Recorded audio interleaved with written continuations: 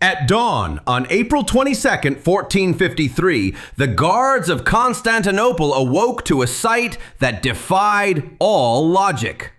70 Ottoman ships were floating inside the Golden Horn. The iron chains were still locked. The sea was completely blocked. No one had seen a single ship cross. So how did they get there? For 1,123 years, Constantinople stood on the border between Europe and Asia as the most fortified city in the world. Triple-layered walls 7 meters thick, a deep moat, and a maritime location surrounded by water on 3 sides. The Umayyads tried to conquer it and failed. The Abbasids tried and failed. Over 8 centuries, the armies of Islam had broken against these walls 8 times. The Prophet Muhammad, peace be upon him, had prophesied its conquest, but the man who would lead it had not yet been born. In 1432, a child was born in Edirne who would change history, Mehmed bin Murad. From his youth, he studied the maps of Constantinople as if his life depended on it.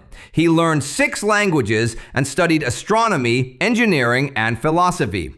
When he ascended to the Sultanate at the age of 19, European leaders laughed at him, calling him a boy who knew nothing of war. But 2 years later, in the spring of 1453, he moved his entire army, 80,000 fighters, to the walls of Constantinople. He brought with him a weapon the world had never seen, a giant cannon crafted by a Hungarian engineer named Orban. It was 8 meters long and fired a stone ball weighing 600 kilograms. It pounded the walls day and night. Stones would shatter, but the walls were repaired every morning. After a full month of siege, Mehmed discovered his life's greatest challenge. Constantinople was protected from the sea by a narrow bay called the Golden Horn. Across its entrance, the Byzantines had stretched a massive iron chain that prevented any ship from entering. Without control of the bay, the siege was incomplete. Days were passing, and European armies were beginning to mobilize to aid the city. The Council of Commanders met in the Sultan's tent. Some said, "We must withdraw." Others said, "We must try to break the chain." Mehmed remained silent for a long time, then uttered the words that shocked everyone. "We will transport the ships over the mountain." Some commanders laughed, thinking he was joking, but he was completely serious. The plan sounded like a mad fantasy. They would build a wooden track from the shores of the Bosphorus up a 60-meter-high hill and down into the waters of the Golden Horn.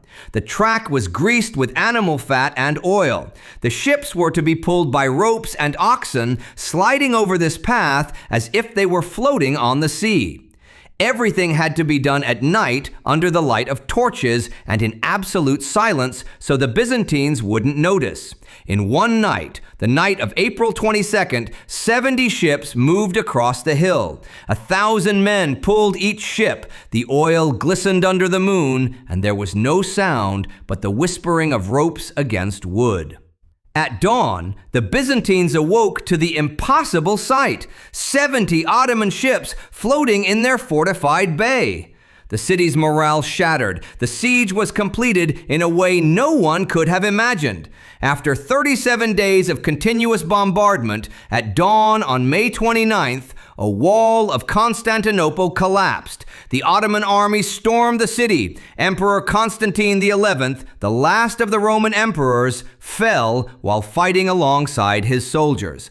Mehmed entered the city victorious. He went directly to the Hagia Sophia, the largest church in the Christian world. He performed the first Friday prayer there, and it became a mosque, 8 centuries after the prophecy. On that day, Muslims titled him Al-Fatih, the Conqueror. He was only 21 years old. What was it that allowed one young man to achieve what 8 centuries of leaders had failed to do? Share your thoughts with us and subscribe to the channel, because the next episode takes you to the man who burned his ships in front of his army and conquered an entire empire, Tariq ibn Ziyad.